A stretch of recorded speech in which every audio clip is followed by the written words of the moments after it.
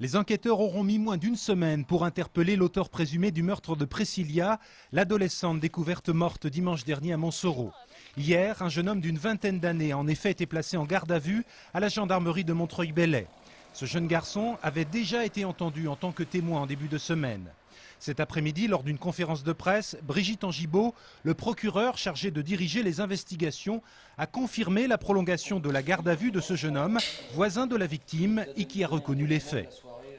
L'individu donc a déjà été entendu une première fois dans le cadre de cette affaire, puis son audition a été reprise dans le cadre d'une garde à vue. Les éléments de voisinage que l'on avait nous laissaient penser qu'il pouvait être intéressant au titre des auditions dans cette affaire-là. Et les premiers résultats de l'exploitation des indices nous a permis de corroborer sa présence sur les lieux et également sa proximité avec le corps de la victime. L'auteur présumé des faits a notamment pu être confondu grâce à ses empreintes génétiques retrouvées sur les lieux du crime. Ce jeune garçon avait en effet déjà eu affaire à la justice pour des affaires de vol. C'est d'ailleurs à cette occasion-là qu'il a été prélevé et que son empreinte génétique a pu être identifiée. Donc en fait, c'est le FNAEG qui a été en capacité de nous confirmer hier dans l'après-midi la corrélation entre une des empreintes qui avait été identifiée sur le corps de la jeune Priscilla et cet individu-là. Brigitte Angibault a par ailleurs confirmé que la victime avait été étranglée dans le moulin de la tranchée. Ce jeune homme pourrait être mis en examen demain pour meurtre sur mineur de 15 ans et agression sexuelle. Un village en deuil. Cet après-midi, les commerçants de Montsoreau avaient tous baissé leurs rideaux pour rendre hommage à Priscilla.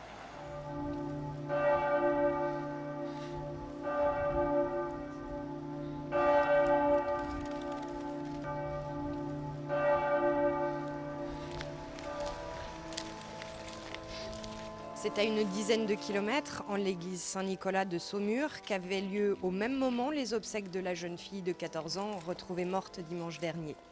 Une cérémonie en présence de sa famille, mais aussi de centaines d'anonymes, dont de très nombreux collégiens venus témoigner de leurs sentiments. Elle était formidable, ouais. Elle n'avait aucun problème, elle avait plein d'amis et sans histoire. Ouais. C'est moche, c'est horrible. J'ai pas d'autres mots. C'est une mort affreuse parce que se dire qu'il y a des gens qui peuvent faire ça, on ne sait pas encore trop comment elle est morte, mais c'est affreux et on espère que la personne qui a fait ça, il va vite se retrouver en prison pour ce qu'il a fait. Je la connais depuis la 6e et c'était comme une sœur pour moi. Et je l'oublierai jamais, ça c'est sûr.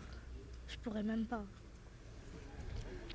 Nombreux sont ceux qui cet après-midi ont voulu signer les registres de condoléances. Là, je l'ai fait pour mes enfants. Oui. Voilà. Vos enfants étaient à l'école avec Priscilla ?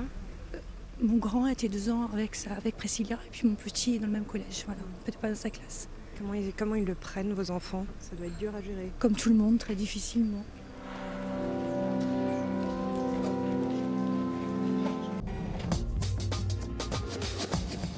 L'image du jour, c'est cette gigantesque cavité de 17 mètres de longueur et de largeur et qui s'enfonce à plus de 12 mètres sous le niveau de la Maine à Angers. Dans le jargon du bâtiment, on appelle cela un bâtard d'eau et il va permettre d'implanter l'un des 2 piliers du futur pont destiné au tramway qui surplombera la rivière. Il s'agit d'un pont en arc et une forme en arc est une forme qui est très stable mécaniquement à une condition et une seule, c'est que les pieds d'arc doivent être parfaitement calés. Donc on est en présence de fondations extrêmement volumineuses, extrêmement lourdes, qui reposent directement sur le schiste de façon à ne subir après aucun déplacement. Mais cette cavité n'est pas le seul élément en dimension impressionnante. Comme on peut le voir sur ces images, le pont, lorsqu'il sera définitivement terminé, reposera donc sur seulement 2 piliers implantés sur les berges de la Maine. Mais pour arriver à ce résultat, les techniciens posent actuellement dans la rivière 4 palets provisoires d'une 50aine de tonnes chacune qui permettront ensuite de poser morceau par morceau le tablier du pont. Là encore, l'exercice demande des compétences bien particulières. Il y a des pièces donc, qui sont là pour rédire la structure. Hein, et ces pièces-là certaines de ces pièces-là sont mises en place sous la surface de l'eau.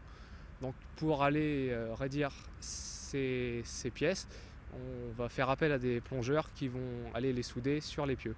Pour rester dans les chiffres impressionnants, notez que ce bâtard d'eau sera entièrement rempli de béton mardi prochain. Il faudra pour cela 1250 mètres cubes de matière, soit l'équivalent d'un poids de 3000 tonnes.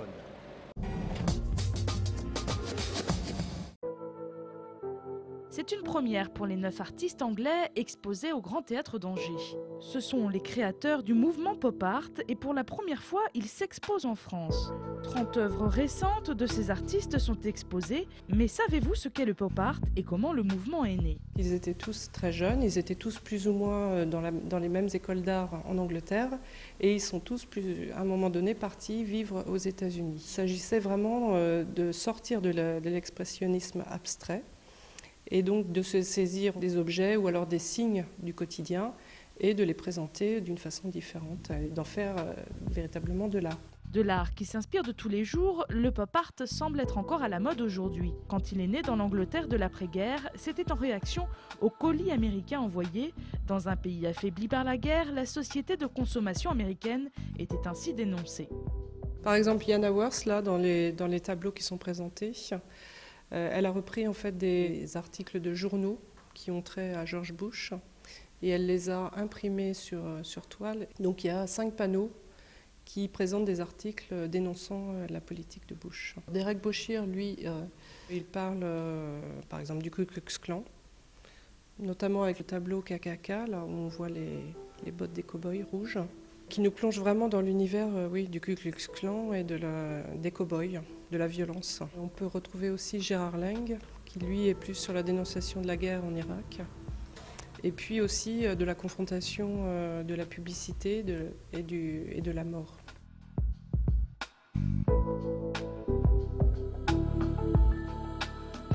Triptyque, c'est jusqu'au 16 novembre dans 4 lieux, le parking de l'Hôtel de Ville, le Grand Théâtre, la bibliothèque universitaire et la tour Saint-Aubin. Et élément important, l'entrée est gratuite.